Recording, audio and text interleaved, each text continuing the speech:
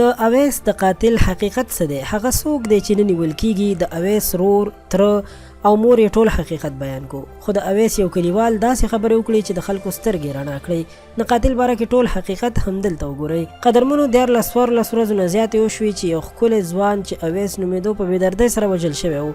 خو د افسوس خبره دا ده چې تر اوسه پورې د دغه ګلالي ماشوم قاتلان نه دي نیول شوي. حقیقت په دې ویډیو کې وګورئ.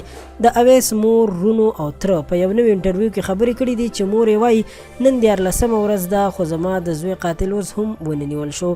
حکومت له پکار دي چې په جدیدو آلاتو سره د قاتل نشاندهي وکړي او قاتل ونیسي او خپل انجام ته یې ورسوي. د اویس رور وایي چې زما رور ته پوره پلانینګ شوی و ځکه چې د وژلو نه وړاندې د هغه د موبایل کوډ هم بدل شوی دی او اوس د هغه موبایل هم نه خلاصیږي او دا د دې لپاره چې چېرته موبایل یې ټریس نشي او قاتل معلوم نشي. مور یې هم وایي چې زما زوی اول په خپو ویشتل شوی او بیا په سر ویشتل شوی دی. د اویس تر وویل چې زموږ وراره دومره شریف انسان و چې خلکو سره به همیشه په مسکا خبرې کولې.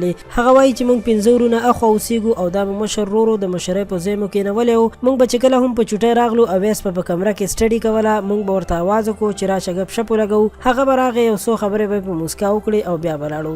هر وخت د اویس په لاسونو کې به کتاب و خو دومره په بېدردۍ سره ووژل شو لکه د یو چا چې ورپسې ډېر لوی انتقام ورپورې وي.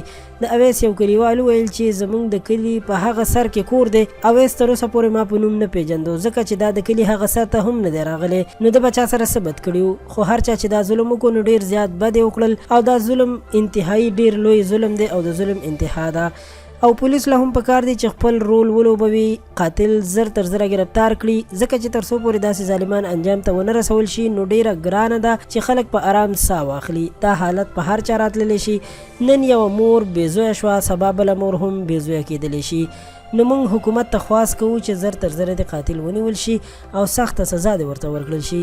دوستانو له نورو تازه خبرونو او په زړه پورې معلوماتو لپاره پښتو پوسټ چینل سبسکرایب کړئ. ډیره مننه.